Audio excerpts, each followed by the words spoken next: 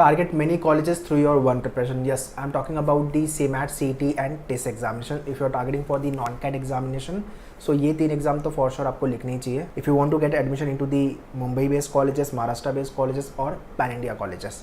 तो ये 3 एग्जाम्स तो आपको लिखने हैं, CMAT, CET and TIS.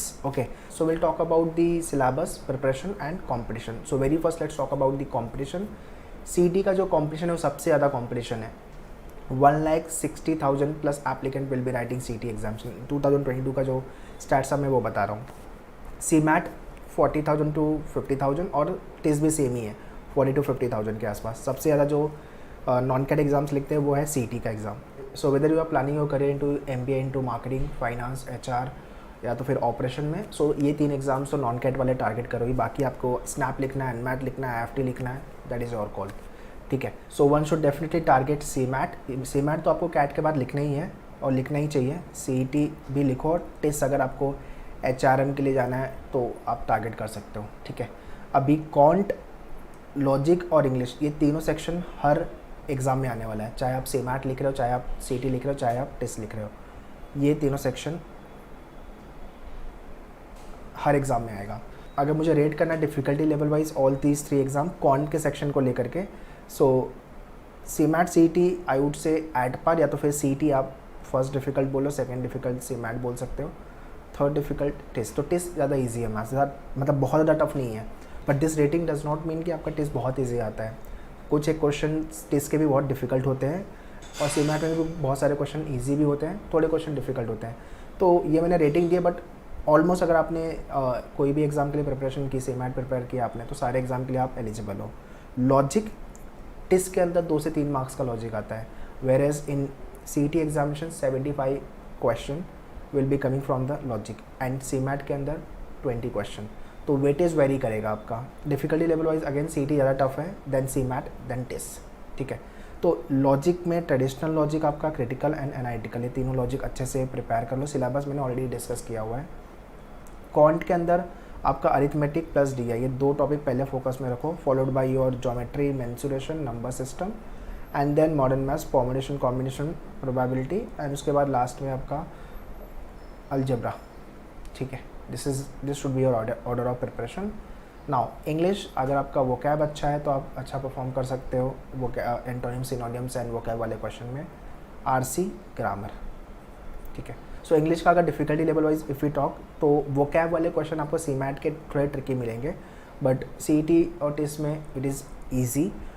But RC आपको CET में ज़्यादा लेंदी मिलेगा एंड TIS में थोड़ा लेंदी मिलेगा, बट CMAT में RC का लेवल थोड़ा डाउन है.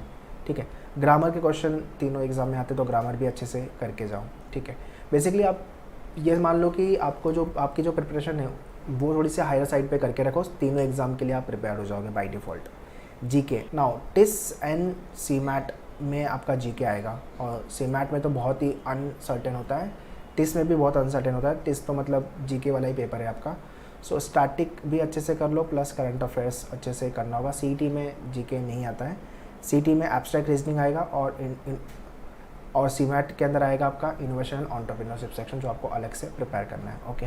सो 3 सेक्शन पहले फोकस में रखो, क्वांट, इंग्लिश एंड लॉजिक, और उसके बाद आपका जो अलग से सेक्शन है GK हो गया, एब्स्ट्रैक्ट हो गया, इनोवेशन एंटरप्रेन्योरशिप हो गया.